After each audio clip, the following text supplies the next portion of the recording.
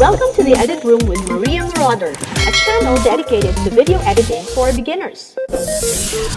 Today we're going to learn how to cover an image using the blur effect in Final Cut Pro. There are two ways to do this depending on the movement of the object. The first method is by using Final Cut Pro's Tracker tool. Step 1. Choose an image and drag in your timeline. In the first sample, we want to cover the face of the child. Step 2. Go to Effects, find Blur, and drag Gaussian Blur, not on the clip, but on the viewer itself on the face of the child. See, here the tracker recognizes a face and we find the tracker tool appearing. Press Analyze, then wait for it to be finished. Press Done. Step 3. We can adjust the amount of blur in the video inspector. Let's drag the slider to the right for a more pronounced blur. And that's it. Easy as 1, 2, 3.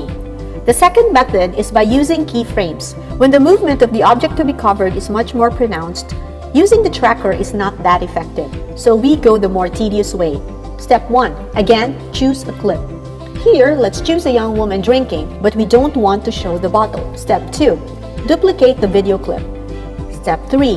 With the second clip highlighted, go to Effects, find Blur, and drag Gaussian Blur, this time on the clip. We see the whole clip is now blurred, but of course we don't want that. So the next step is to make a mask of the object we want covered. In this case, the bottle. Start from the first frame, plot the points.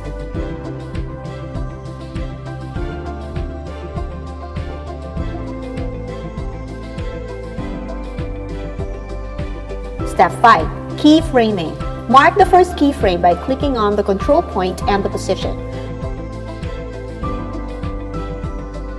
Move forward to the next frame and adjust the points by following the movement of the bottle.